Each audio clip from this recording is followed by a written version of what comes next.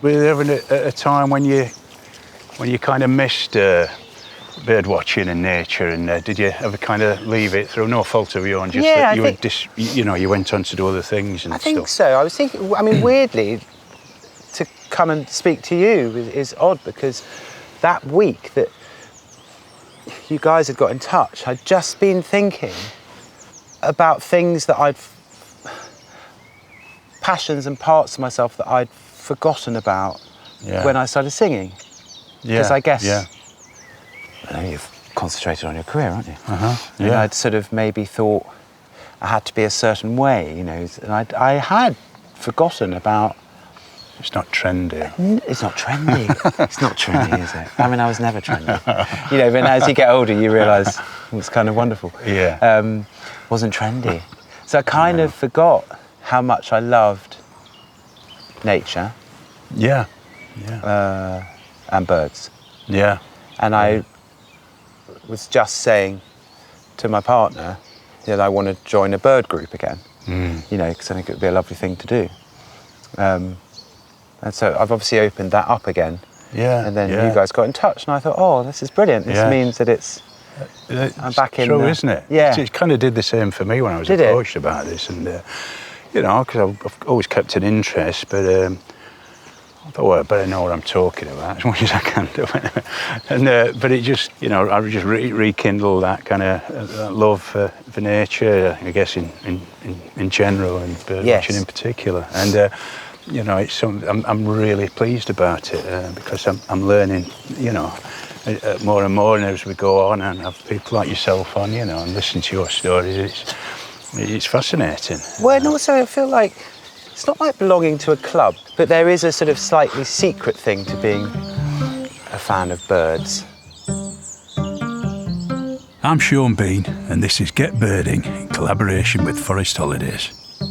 I heard this burst of sound, so strong, so powerful, and absolute vocal gymnastics. It sounds like it's swallowed a Mozart manuscript.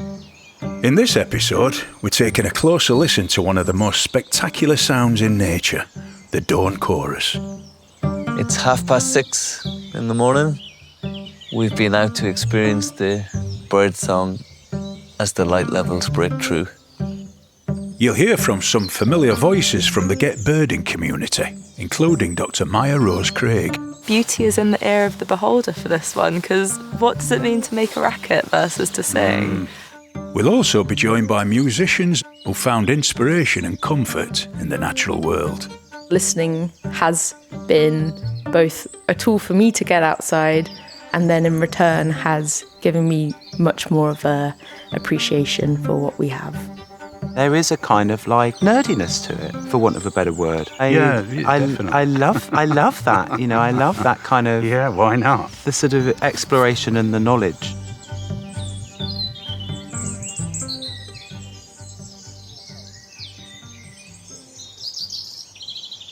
Can I tell you my sort of ultimate bird story? Yeah. There's two moments that stand out for me.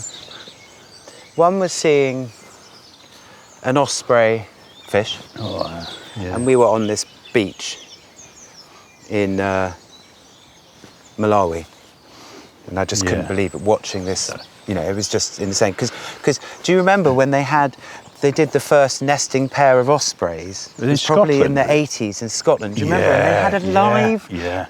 That was TV at the time. Yeah. This is obviously also the time when one of the biggest shows was One Man and His Dog. So it was that kind of level. And disco dancing on a Saturday morning. Treble. Yeah, exactly. They were brilliant. But do you remember they had a live camera of the ospreys and how exciting that was? Yeah. That was black and white, I think. It must have been It was incredible. Yeah. But the other thing was... Will Young is an actor and singer. Away from the spotlight, he's found comfort in birding, gardening, and the great outdoors.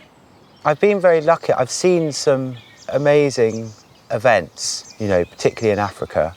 I used to go travelling every 2 years, particularly after I became a singer. It was sort of fundamental for me to get away and backpack. Yeah. And I just fell in love with all the raptors out there. Yeah, there's it was just like particular fascination for them, isn't there? It was I think everybody loves. I know. I don't know if it's like they're the kind of like What are they? Are they like the supercars of the bird world? Or maybe it's because they've sort of, the Lamborghinis. They're sort of killing machines, but kingfishers as well, the woodland kingfish. Because there's, I think, 9 to 11 different types of kingfishers. Is that the ones you're interested in? I love them. So I just love the variety of them. There's the woodland kingfisher, which you hear everywhere. It has a particular sound, like it does that. So you'll hear it everywhere. But then there is the pied kingfisher, the great kingfisher, malachite kingfisher, which is tiny but just beautiful colours. And it was just their colours. I just sort of fell in love with them. Really nerdy. I made a scrapbook. Yeah, no. And just the variety. Yeah. I think in Africa it was like Jurassic. Yeah. You've got a bird called the Corey bustard, which is this massive bird with the thickest neck. It's like between an ostrich and a sort of emu, I guess. Yeah. Really thick neck. Or the secretary bird that's like stamping on snakes. They're great. They're just, the variety really got me. Yeah. We were in Namibia once and... Oh, I've been there. Windhoek and Keepmanshoek. Yeah. It's amazing. Did a film with John Hurt out there. Oh, did you? Yeah. What was the film? It was great. It was called Wind Prince, and it was me and John mostly throughout the film. What was he like? Oh, he was wonderful. Was he? And it was like working with a hero. I'd always followed his career from the naked civil servant. Yeah. I don't know if you saw that, which was stunning. But I liked him as a man. And then Claudius. And I loved him as an actor, Claudius. Yeah. And we kind of grew up on that. Mum and Dad used to love that. Yeah. And then I had, an opportunity to work with him, and it was fantastic, and we got on really well. And it's just sorely missed. He was such a fine man. He was, just one of them that don't come along very often. Is it difficult when you get to work with someone like that, who you've revered and?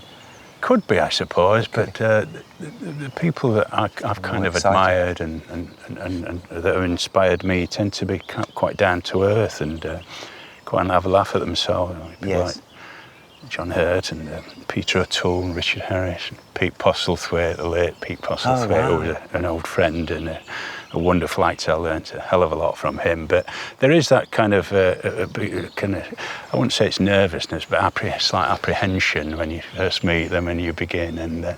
But then it's how they treat you, and everybody's been fortunate that they've treated me really well, and shown a lot of respect and friendship to me. So. And you're learning from them, I guess. Yeah, absolutely, watching all the them. time, yeah. Ian McKellen was another one, I've watched him, followed him. I actually saw him play Macbeth with Judi Dench in Wath-upon-Dearne near Rotherham. When I was about 18, 19, when I started this business off, and that inspired me, both their performances and the others. Alan Armstrong playing Asdak in the Caucasian Chalk Circle, which I did as a drama audition piece to get into RADA, and I got in there with that speech. Yeah, so I thank Armstrong for as well. That's amazing. It's always a joy. It's not many kind of places in your life where you can meet people like that from acting and singing, I guess. And you think what a joy it is, what an opportunity and a blessing it is to work with people who you've admired, who inspired you, and continue to do so. Yeah. My first ever acting job was a film, and I hadn't trained or anything, and I was trying to act constantly, and it was Stephen Frears. It was Stephen Frears' film. Yeah. And he said, "Stop acting." Yeah. It's easier said than. And I couldn't really understand. I was 20.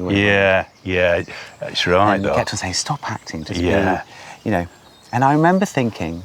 And Bob Hoskins was in it. Oh, I remember looking, and he was just so incredible. But I remember looking at him, and I was like, he's not really acting, is he? He's not really acting. Thinking, what's he doing? And then I saw, not that I would have said, I was thinking, it's not very actory. And then I saw the final film, and I was like, that's what he was doing. Oh, I see. Yeah. That's what it's all about. It's just Yeah. Do you know what I mean? Yeah, it's like that enthusiasm when you're first starting out in anything, really. Just try and do less is more, they say that, and it's usually true, yeah. It was like, I see, too. I understand. Yeah, it takes some time, doesn't it? Yeah.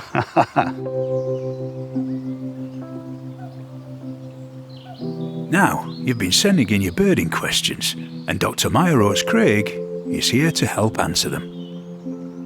So a question in from a listener. Why do some birds sing beautifully while others just make a racket? I feel like this is a bit of a beauty is in the ear of the beholder for this one, because what does it mean to make a racket versus to sing? There are a lot of birds where I'm sure it sounds very beautiful to their fellow species. Yeah. Do you have any bird calls that you really like? I like that wood pigeon, you can hear that. Yeah. Up to a point. And song thrush, I always love listening to that. And blackbirds, love that.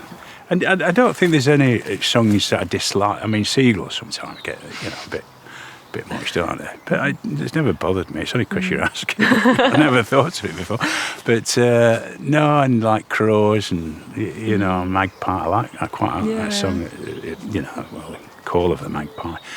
And I think when they're all together, they sound wonderful, Like now you hear it sometimes a little bit, Yeah. It's like layer upon layer of sound, isn't it? Different instruments. And, Yeah, I feel like kind of same. There aren't any bird songs that I think sound bad. I think also, to be fair, there's quite often people use the term call and song interchangeably when they are different things. Like calls as kind of them shouting at each other versus singing as them literally singing their songs. Is it territorial mostly? It's a lot. They're doing a lot of different things. It's all the different ways that they talk to each other. So it can be territorial. It can be like showing off. They're trying to attract a mate. It can just be they're communicating with each other. So if you scare, some birds over there, they're going to start shouting for the birds over here that there's like some big, predator mammal coming through. So there's always a reason. They don't just do it because they think they sound nice and to entertain us.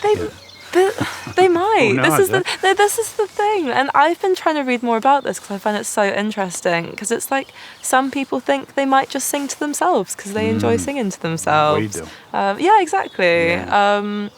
But it's kind of birds have to practice their calls, so it doesn't just like perfectly come to them.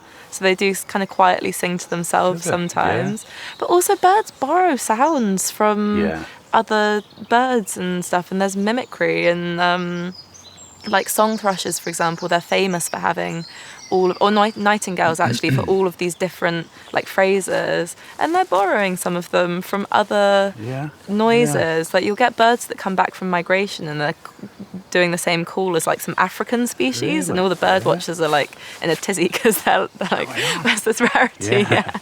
But I guess just different families make different sounds, and it's probably a bit adaptive. Like I know a lot of species that are by the water, so like kingfishers, for example, will have like really high-pitched calls, and I think it must be because it travels better when there's loads of rushing water. So I'm sure for all of them there's probably a good reason. There's some mimics. There's a song that maybe I play it so much in the house, but there's a bird that seems to have got the chorus line just like that sounds like that song. That's like a perpetual earworm, but like external. Maybe that's, or maybe I sing it in the garden and picked it up from me. If you love birdwatching, why not join the flock, our Get Birding Members Club? Enjoy exclusive content, latest birding news, ad-free episodes, and access to community chat rooms to share tips, spots, and more with birdies around the world. Go to our website, getbird.ing. Would I consider myself a birder? I think I'm definitely a bird listener. I would say I'm a bird enthusiast. Now, from one notable musician to another. My name's Alice Boyd. I'm a musician and sound artist, and I'm interested in exploring the natural world and our place within it. I work across a few different things. So I make my own music, I perform it. I also do quite a lot of radio and podcast work, and a huge part of my work, which sort of bridges it all together, is I do field recording, which is when I go out into the outdoors and record the sounds around me. And I think this began for me during the first lockdown. I was suddenly in a bit of a limbo because all of my work up to that point was very much live and in person, so all of that work disappeared. Around that time, I was reading a book called How to Do Nothing, Resisting the Attention Economy, which is by Jenny Odell. And in it, she talked about how she built a relationship with the bird life around her when she would visit this garden near where she lived. And she slowly over time started to learn the different bird song. And she talked about how it was almost like meeting her neighbours and suddenly knowing your neighbours' names. And for her, she could then suddenly get this 360 sonic understanding of who was around her, and she'd be able to go, oh yeah, that's the blackbird over there, that's a chiff-chaff. That really inspired me to want to then have that same understanding myself. It's like having an extra layer of understanding on the world around you. It's like, I guess, playing a game and levelling up. Last year, I did a project with the RSPB where it was for their film Return, which was celebrating 50 years since the return of the white-tailed eagle, which is the UK's largest bird of prey. And we were in Pulborough Brooks in West Sussex, waiting for this bird to make a sound. So I was waiting there for 6 hours and it wasn't making a sound. I turned off my recorder to have a chat to the filmmakers who were there with me. And of course, it was in that moment that the eagle called out. And I was like, oh, you gotta be kidding me. Press record again, and it didn't call again. And so I think what I've really learned through the process of field recording and trying to find these specific sounds is it's actually it's very satisfying when you do get that sound. And it's lovely to go and try and listen to these more unusual and less frequent sounds, like the sounds of nightingales or species that are perhaps on the brink of extinction, and having the experience of listening to them. But also I think there's something to be said about this other way of field recording, which is just going to a place and seeing what unfolds. And it's kind of amazing when you decide to sit down somewhere, whether it's for 5 minutes, 20 minutes, an hour, however long, and just listen.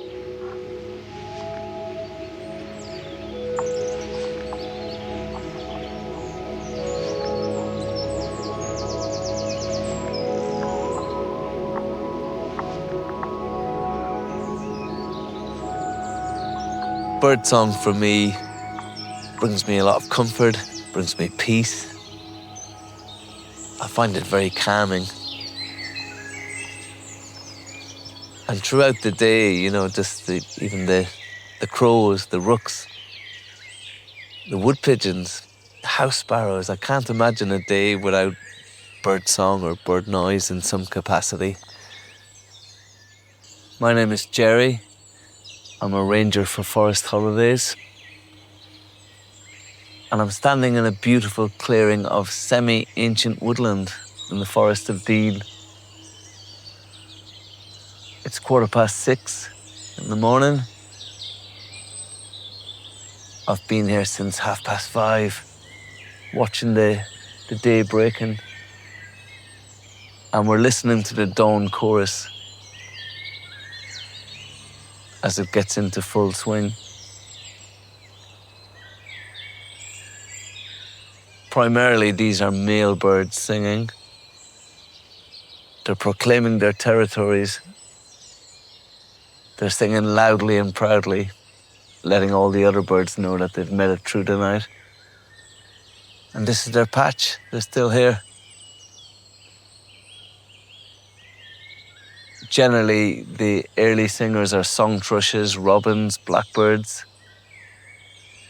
And then as the light level intensifies, the smaller birds join in. Great tits, blue tits, wrens.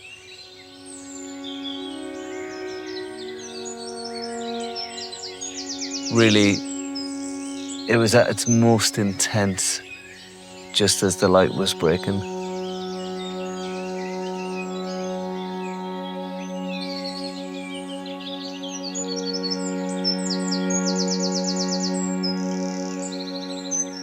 The dawn chorus happens in the early hours. If you're up, you'll notice how it builds. If you've ever gone out and listened to it, you know, it starts slow, and as the sort of light turns up, the sound turns up as well, like an orchestra sort of tuning up. Starting with just a few voices, then quickly filling the air with others. Blackbirds and robins are the early singers, and it's believed that's because they have bigger eyes, so they can see more in that dim early light. So then other birds with the smaller eyes come in later, like your wrens and finches, whitethroats, willow warblers. They're all arriving back, many of them from Africa. They've made these amazing journeys to get here, and then they're just singing their hearts out. The air's cooler and stiller at dawn, so sound carries further, 20 times further compared to later in the day. So in the clear morning air, birds can be heard. You know, there's not as much traffic noise or other noises to compete with. So that's one of the reasons they sing at dawn. And the other reason is for safety. So if you're singing very loudly, it's not a great idea if you're trying to stay hidden from predators. So using that dim morning light just before the sun's come up allows a small, quite vulnerable bird to stay hidden and sing really loudly and tell all the other birds that they're there, but, you know, without advertising their presence too much to, you know, the neighbourhood sparrowhawk.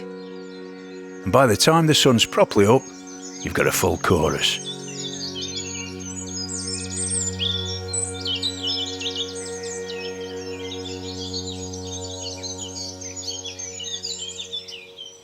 I'm Jenny Shelton. I work for the Wildlife Trusts.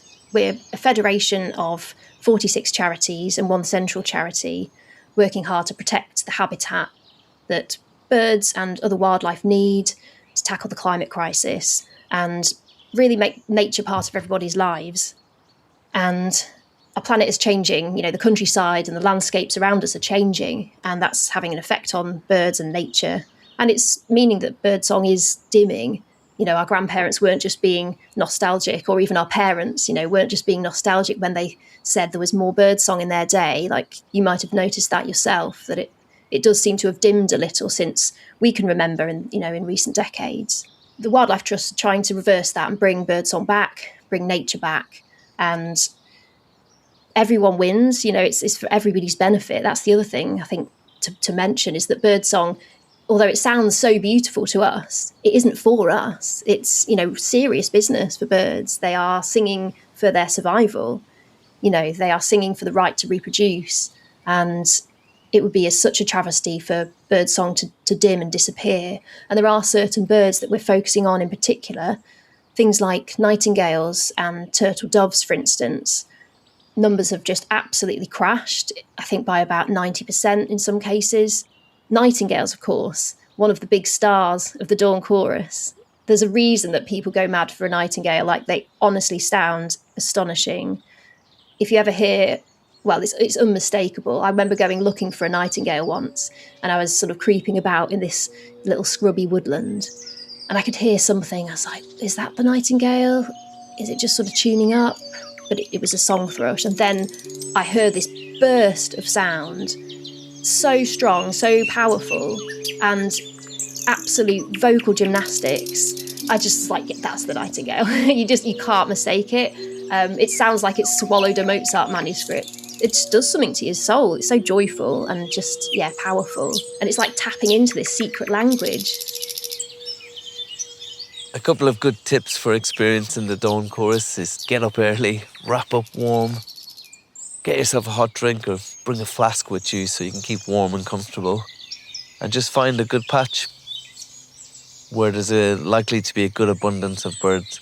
So parkland, woodland, close to hedgerows, a nice garden. All of these can really expand your experience.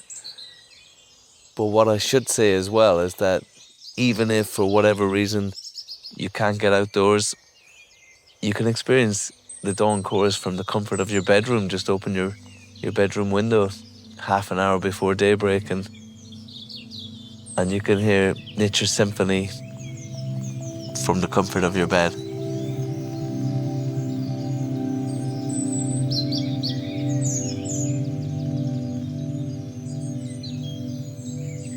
Proud Songster by Thomas Hardy. The thrushes sing as the sun is going, and the finches whistle in ones and pairs. And as it gets dark, loud nightingales in bushes pipe, as they can when April wears, as if all time were theirs. These are brand new birds of 12 months growing, which a year ago, or less than twain, no finches were, no nightingales, no thrushes, but only particles of grain, and earth and air and rain.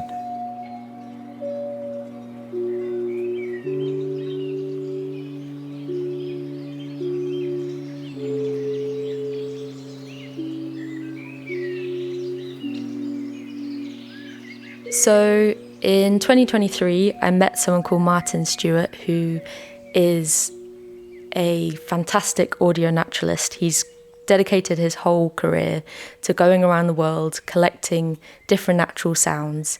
And he's in his 70s now. And I approached him with this idea of what if I went back to the places he recorded in 50 years ago to see how they had changed. And yeah, so I made this audio documentary, this radio documentary for BBC Radio 4 called Shifting Soundscapes, where I revisited these locations. And it was quite a sobering documentary, I'd say, because over the last 50 years, there was a study that came out that said that in the last 50 years, we've lost something like 72 or 73 million wild birds in Britain. And you could definitely hear that in the recordings. And you could also just hear how much noisier we as humans had gotten. So after making that documentary, I felt quite inspired to write a song about it. And I wrote this song called All We Are, which was released by Earth% and Museum for the UN in their campaign called Sounds Right, which has basically taken nature and made it an artist on Spotify and other streaming platforms, so that with these songs, 50% of the royalties go back to conservation efforts. And the song itself, I think explores the idea of grief for these environments that we're in. So there's a term called solastalgia, which is like nostalgia, but yeah, it's that feeling of loss for the environment changing around you and how the environments we know dearly, how they might change in the future. So it explores both Martin's experience of how the world has changed over his lifetime, and also, I guess, my experience as someone who is in their 20s and is looking into the future and wondering what's going to happen. I think also in my work, it's always been a key part of it increasingly, because I think I was going to these places and getting field recordings and getting frustrated that there were the sounds of cars and planes, and there was always this disruption, even when I travelled quite far. But increasingly, I've realised how important it is to bring the human into that story and to not cut us out, not edit us out. It's the reality of our world now that we are as noisy as we are as messy as we are, but we also have such power to make change and to tell stories and to work towards a more hopeful future. So I think that's been a huge part of it too, is learning about the projects like the white-tailed eagle, or say, for example, bitterns have come back. They were on the brink of extinction in the 90s. Now they're back in the hundreds. And there are all these different species which have come back in their numbers. So it's definitely possible. So I think on the one hand, it's really important to look at how our soundscapes are changing, both to have the reality of, okay, things are declining, but also to have those moments of hope where you go, oh yeah, this is a bird that wasn't in this soundscape 50 years ago or 30 years ago, and now it is. So I think listening has been both a tool for me to get outside, and then in return has given me much more of a appreciation for what we have.